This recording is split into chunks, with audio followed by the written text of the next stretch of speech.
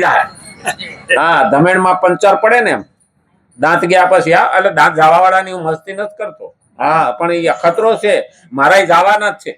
હા, બહુ થાવ ચોકઠા કરશું તોય પણ ચોકઠું હલવાનું તો ખરું. એ ખતો ફાઉન્ડેશન ભરેલું છે એ તો કાઢીએ નાખીએ.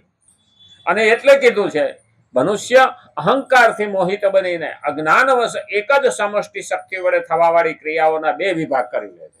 નહીં તો સમષ્ટિ શક્તિ છે એના વડે થાય છે, છતાં આપણો સિક્કો મારીએ છીએ તો હું કરું, અને એ થવું જોઈએ નહીં.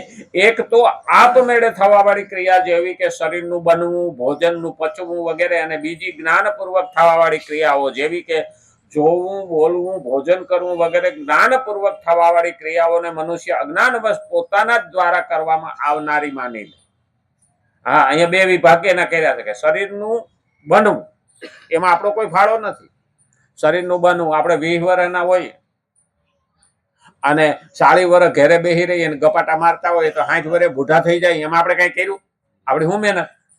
કઈ નહીં. એને આપણે કઈ કરતા નથી, આપમેળે બને. શરીરનું બનવું, નાના હતા, વેટેકના હતા અને 5.5 ફૂટે થયા, આપણે કોઈ તાણીને ખેંચીને કર્યા? તો એમનેમ બને છે, કુદરતી બને છે અને ત્યાં અટકી જાય. આ પણ મહત્વનું છે. એનાથી આગળ માણસ વધતો નથી. એટલે શરીરનું બનવું, ભોજનનું પચવું. ઘણાને પ્રક્રિયા એવી લાગે કે નાના આવું થાય છે. પાચન કોણ કરે છે? ભલે ભગવદ્ ગીતામાં ભગવાને લખ્યું જ છે, અહમ વૈશ્વાનરો ભૂત્વા પ્રાણીનામ દેહમાશ્રિત પ્રાણાપાન સમાયુક્ત પચામી અન્નમ ચતુર્વિધો. આ ભગવાન કે હું પચાવું છું, પણ આપણે શું માનીએ છીએ કે એ અમનમ પચે છે. હું કઈ આપણે હેન્ડલ મૂકેલું છે કે ખાધા પછી આમ આમ આમ ફેરવીએ અહીં મિક્સર અને બધું થઈ જાય ને પચી જાય? ને એની પ્રક્રિયા છે.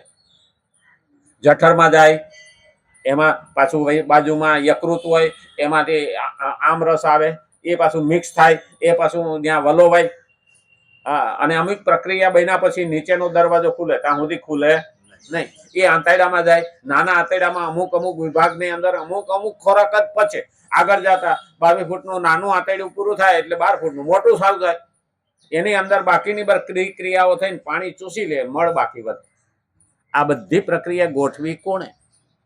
અને આવી પ્રક્રિયા લોકો જાણી ગયા, વિજ્ઞાન વાળા ડોક્ટરો બધું જાણી ગયા, તો બહાર કેમ ન બનાવી શક્યા? કારણ કે એ જે બધું ખેંચ્યું છે શરીરમાંથી દ્રાવ્યો, એ પાછું લોહીમાં મોકલું છે ને એમાંથી લોહી બને. હવે આ બધી ક્રિયા એ લોકોને ખબર છે કે આ ક્રિયા આમ જ બને છે, તો કેમ બહાર બનાવી નથી? એટલે કોઈ કારખાનું નાખીને બેઠું કે અહીં લોહીના બાટલા બને, ગ્લુકોઝના બાટલા બને, લોહીના બને નહીં. અને લોહીના નથી બનતા તો માનવું કે ભગવાન કરે. અને એટલે જ અહીં કીધું છે કે શરીરનું બનવું, ભોજનનું પચવું વગેરે, અને બીજી જ્ઞાનપૂર્વક થવા વાળી ક્રિયાઓ જેવી કે જોવું, બોલવું. આપણે જોઈએ છીએ, આપણે ખાલી ઘેરે ટીવી લાવીએ ને તો પણ એનો કલર સેટ કરવો પડે. કલર સેટ કર્યા પછી લીલો દેખાય, આ દેખાય. જો હરખો ન હોય ને તો લીલો ભડકો દેખાય. હા, અને પીળો આવો દેખાય, લાલ રેરાઈ જાય. આવું બનતું હોય. એમાં કલર સેટ કરવા પડે. આ ભગવાને આ ટીવી કેવું આપ્યું છે, કેમેરો, એને સેટ કરવો પડે. સવારમાં ઉઠી નથી તરત ગોઠવાઈ ગયું, સગનભાઈ સામે આવ્યા એટલે આવો જ છે, આવો જ ચહેરો, આવો જ કલર. એ કોણ કરે? જો બીજા નંબરમાં જોતા હોઈએ, આમ જોઈએ તો આટલા ચિત્રો આમાં બેસી ગયા, આમ જોઈએ તો આટલા ચિત્રો આમાં બેસી ગયા. આ પ્રક્રિયા કેટલી સેકન્ડના 1000માં ભાગમાં થાય છે. કારણ કે આંખની આગળથી આટલો પ્રવાહ જતો રહે તો અહીંયા સેટિંગ થતું. અને આ હામાવાળો છે એ અહીંયા આંખમાં સીધો દેખાય, આગળની કીકી છે ત્યાં, પાછળ પડદો આપ્યો ત્યાં ઊંધો દેખાય. એને રેટિના કી. જેને ડાયાબિટીસ હોય ને એને ધીમે ધીમે ઝાંખું થતું જાય, પડદો નબળો થતો જાય, અને એક સમય અંધાપો આવે. ડાયાબિટીસમાં ધ્યાન ન રાખે તો આ પણ મહત્વનું. એટલે એ ત્યાં ઊંધું ચિત્ર થાય, એને પાછું મગજમાં જાય ને તો સીધું થઈ જાય. એટલે આપણને હામાં બેઠેલો સીધો દેખાય. અને આ જ પ્રક્રિયા ઉપર પિક્ચર બી, આ જે પિક્ચર હાલે ને થિયેટરમાં, પટ્ટી એ ચઢાવે પટ્ટી ઊંધી અને પડદા ઉપર દેખાય સીધી. એ પટ્ટી ચડાવે, ચિત્ર બધા ઊંધા જતા હોય, પણ એક પ્રક્રિયા બતાવી છે. આંખે મેં જોવો છો ત્યારે તમારી આંખ આગળથી 1 સેકન્ડમાં 16 ફોટા નીકળી જાય તો તમને હાલતું ચાલતું દેખાય. એ પ્રક્રિયા ઉપર, આંખની પ્રક્રિયા ઉપર પિક્ચર બન્યું છે. પિક્ચર હાલે છે, ચાલે છે, દોડે છે, એમાં એ નથી, પણ એ પ્રક્રિયા એવી રીતે થાય કે અહીંથી આમ હાથ ઉપાડ્યો 1 સેકન્ડમાં તો 16 ફોટા પડી ગયા હોય. આનું નામ પિક્ચર. તો જે આ કરે છે એ ભગવાન કરે છે. અને ભગવાન જયારે આ બધી ક્રિયા કરતા હોય ને એને આપણે હોશિયારી ગણીને કહીએ કે તો હું કરું છું. ના, જોવું, આમાં વાળાને ઓળખવું. કારણ કે આ એ કોમ્પ્યુટર છે. અહીંયા મગજની અંદર 450 ગ્રામનું મગજ છે. આ ખોપરીની વચ્ચે 450 ગ્રામનું મગજ છે. એમાં ઝીણું ઝીણું વાયરિંગ ભગવાને કર્યું છે. વાળ જેવી પાતળી કેશવાહિનીઓ છે. અને એ બધાને હાથો કર્યો અને લાંબી કરો ને 4,84,000 કિલોમીટર થાય. એની લંબાઈ કેટલી છે? આ વિજ્ઞાન એવું કે છે 4,84,000 કિલોમીટર મગજની અંદર ગોઠવેલી ઝીણી ઝીણી વાયરિંગ, જેને નસો આપણે કહીએ છીએ, આટલી લાંબી થાય. તો હવે 3,84,000 કિલોમીટર અહીંથી ચંદ્ર દૂર છે. તો ચંદ્રનું અંતર અહીંથી પૃથ્વીથી એટલું છે. તો આ મગજની તાકાત કેટલી છે? એટલે તો આ મનને ચંદ્ર નું સ્થાન આપ્યું છે. આપણા મગજમાં મન બેઠું છે, એને ચંદ્રનું સ્થાન આપેલું છે. અને એટલે જ કીધું છે કે આપણે જોઈએ છીએ એને અંદર પ્રોસેસિંગ તરત થઈ જાય સેકન્ડમાં. એટલે તરત આપણે શું કહીએ, આ ગણપતભાઈ આવ્યા. મૂળ શું છે? આંખમાં ચિત્ર ગયું, ચિત્ર અહીંયા ગયું એટલે તરત જ એટલા બધા ફોટા પડ્યા. એની અંદરનું એક કાઢ્યો મગજ એવો, અને તરત એ કે સામે પાછું યાદ શક્તિ. અને જો યાદ શક્તિ ઓછી હોય ને તો કે તમને ક્યાંક જોયા છે પણ સારું બહુ યાદ આવતું નથી. આ કરે કોણ? અને એટલે જ માનવું પડે કે જોવું. આપણને લાગે જોવું સામાન્ય. ના, આપણે ઘણી વખત જતા હોઈએ ને કે બાઇક લઈને, બાઇકની પાછળ બેસીને તો સામે જતા હોય આ બાજુ સાઈડમાં, સામેથી 25-50 માણસો આવતા હોય. એ દરેકના ચહેરા સામે આપણી નજર જતી હોય. પણ આપણે જેને ઓળખીએ ને એના સામે દાંત કાઢીએ, ન ઓળખીએ ને એમને જતા. પણ કોઈક દિવસ આપણે ત્યાં આવીને અજાણ્યો માણસ ઉભો રહે ને તો તમને મેં ક્યાંક જોયેલા છે.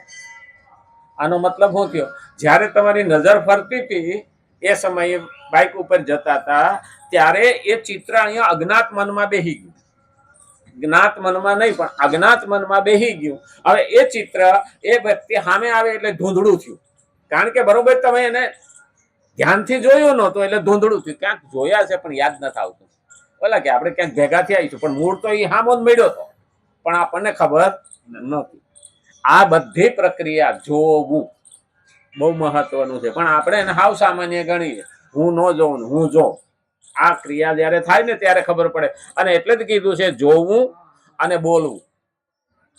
હવે આ બોલીએ છીએ ને, ક્યાંથી અવાજ કાઢવો, સ્વરપેટીને શું કરવું, અને સાથે સાથે કયો શબ્દ ક્યાં, કયા મોઢાને અડાડીને ક્યાં અંદરની જગ્યાએ કયો અડાડીને કયો શબ્દ બોલવો એ આપણને કઈ ખબર કરી? આપણે તો અહીંયા જે હું ઊભું થયું એવું અહીં જીભે આવે. મને નહીં કહેતા મને યાદ નથી રહેતું. યાદ નથી રહેતું, અંદર તો પડ્યું છે પણ એક પ્રક્રિયા કામ થાય છે કે અહીંયા મગજમાં પડેલી વસ્તુ જીભ સુધી ન આવે તો બોલી શકાતું નથી. એને આપણે શું કહીએ, યાદ નથી રહેતું. પણ હું જેવો એક વખત મેં 2 મહિના પહેલા દ્રષ્ટાંત આપ્યું છે અને એ જયારે હું બોલું ને એટલે તરત ને તરત અહીંયા આવી જાય હો, એટલે પાછા આમ મોઢું ચમકી જાય. હા, આ જ હતું તો એ ક્યાંથી નીકળ્યું? અહીંયા તો પડ્યું જ છે. આ કોમ્પ્યુટર છે, આપણે કોમ્પ્યુટરમાં એરર નહીં આવતી તો સ્ક્રીન ઉપર ડેટા ના આવે પણ અંદર તો પડ્યું જ હોય. જયારે વાયરસ આવે ને, આપણે શું છે ઉંમર અમુક થાય ને એટલે વાયરસ આવે. આ એક કોમ્પ્યુટર છે, એનું પ્રોસેસિંગ બહુ છે. 10 કરોડ ડેટા, વિજ્ઞાન એવું કે છે અંદર 10 કરોડ ડેટા પડેલા છે મગજમાં. 450 ગ્રામના મગજમાં કેવડું મોટું! એટલે તો આને બ્રહ્માંડ કહેવામાં આવ્યું છે. માણસ મરી જાય ને પછી છેલ્લે જીવ અહીંયા રહે છે મગજમાં. અને એને જ આપણે તોડી નાખીએ છીએ કે હા ધડ દઈને બાઈક ભટકાડી નથી કે હેલ્મેટ ન પહેરીએ એટલે ખોપરું ફાટી જાય. નહીં તો ભગવાને મજબૂતમાં મજબૂત આ ખોપરું આપ્યું. અમારી બાજુ તો પેલા ભરવાડો ને એ પેલા ઢોરા ચારવા જતા રબારીઓની, એટલે કાંસાની થાયડી આવે. હા હા એ કે ને, હા પેલી એ થાયડી આવે એ અહીં પહેરતા અને પછી માથે પાઘડી બાંધે. કારણ કે પેલા બારવટિયાનું બહુ હતું, એટલે એને ઢોરા લઈને જતા હોય ને તો ક્યારેક લડવું પડે ને, એના હાથમાં લાકડી હોય ને તો કડિયારી હોય, આગળના ભાગમાં નીચેના ભાગમાં કડિયો લોખંડની નાખેલી, એટલે એ મારે ને કોપરું ફાટી જાય આમાવાળાનું. એટલે એ અહીંયા અમારે એ અમારા ગામમાંથી નહીં જતા ને તો એ બતાવતા કે આમ પેલા એ મૂકે અને તે પછી માથે પાઘડી દે. આ કેટલી તાકાત છે એમાં, અને આવા બધા લડવાની તાકાત હતી. અટાણે તો ઓલો ઉભો થાય ને ત્યાં તો મુઠ્ઠી વાળી પેલા રવાના પેલા થઈ જાય, એ શું લડી શકે. હા અને પેલા તો આપણા વાળા આમ સામે જતા. અને આમે શું છે કે આ મિયાભાઈ છે, એક તો અખાદ ખાય અને જનુની પાછા સતત મહેનત કરે, અને આપણે બધા સાહેબી ભોગવવા વાળા, પંખા વિના આપણને હાલે નહીં. પછી મહેનત આપણને ગમે નહીં, અને એ મહેનત મજૂરી કરીને ગમે એમ કરીને રૂપિયા પેદા કરી લે એટલે મજબૂત થતો જાય. અને જયારે ધમાલ કરવાની આવે ને એટલે એવા મોર રાખે. હવે આપણા દેવાની એક લાફો મારે ગોથો મારી દે, અને ઓયલાને તો ગમે એટલી લાકડી મારે તો પડે નહીં. પેલા ઊંધું હતું, આપણા વાળા મજબૂત હતા. બાપુનગરમાં ધમાલ થાય ને તો આપણા વાળો એક લાકડી મારે તો ઓલું ગોથું મારી દે. આજે 69 નો ધમાલ થઈ ને એમાં આપણો હાથ ઉપર હતો, હવે ધમાલ થાય તો એનો હાથ ઉપર રહે. કારણ કે હવે આપણે બધા નમાલ જ થઈ ગયા, કારણ પૈસા વાળા ત્યાં ને. હા અને પાછો બકો એક જ હોય, એટલે બકાને આમ થાળી લઈને વાહે વાહે ખવડાવ્યું હોય એટલે બકો અદદરો જ થાય. કારણ કે સિંહ એમનેમ પેદા થતા નથી. ભોજન કરવું, બોલવું, ભોજન કરવું વગેરે આપણે ખાઈએ છીએ ને એને પછી આ છે તે છે, એમાંથી વિટામિનો લેવાના, શરીરમાં તાકાત આપવાની, બધું આ ભોજનમાંથી જ મળે. આ શરીર હાલે એના ઉપર. પછી ડોક્ટર આપણે શું છે, અમુક એકને એક વસ્તુ ખાધા કરીએ ને એટલે ડોક્ટર કે વિટામિન ઘટે એટલે એની ગોળીઓ દે અને એ પાછું વિટામિન પૂરું કરે. પણ હકીકતમાં આપણે આ બધું ખાઈએ છીએ ને એમાંથી વિટામિન મળે છે. એટલે તો દૂધ, ઘી, છાશ, દહીં, પછી લચ્છી, પછી બધી જાતના લીલા શાકભાજી, કઠોળ, આ બધું ખાવાનું શું કરવા લખ્યું? કારણ કે એમાંથી દરેકમાંથી જુદી જુદી જુદી જુદી ધાતુઓ મળે. આપણા શરીરમાં 8 ધાતુ છે, તાંબુ, પિત્તળ, સોનું, આ તે. એટલે આ બહેનોમાં સોનાનું અહીંયા કાનમાં પહેરવાનું શા માટે આવ્યું? અને પુરુષોને હાથમાં ચાંદીનું કડું પહેરતા. જોકે હવે તો નહીં પહેરતા હોય કોઈ, પેલા પહેરતા, હાથમાં ચાંદીનું કડું પહેરતા. એ શા માટે આપ્યું? કારણ કે આ નપુસક ન થાય અને બેન વંધ્યત્વ ન આવે. પેલા સ્ત્રીમાં સોનાનો ભાગ જાય અને પેલામાં ચાંદીનો ભાગ જાય. આ બે ધાતુની જરૂર છે. એટલે એ ઘટે ને ત્યારે ડોક્ટરો, આપણા વૈદ્યો શું કરતા? સુવર્ણ ભસ્મ આપતા, સિલ્વર ભસ્મ આપતા. આ ભસ્મ એને દવા તરીકે આપતા, એટલે એનામાં એ તત્વો પહોંચી જાય એટલે થાય. અટાણે IVF કેમ આવ્યું? આ તત્વો મીંડા ઘટવા. નહીતર અડદની દાળ, આખા અડદનું શાક, તુવેરની દાળ, આ તાકાત આ ખાવાથી ક્યારેય બાપ નહીં બની શકે એવું બનતું જ નથી. કારણ કે આની આયુર્વેદમાં બધું જ લખેલું છે.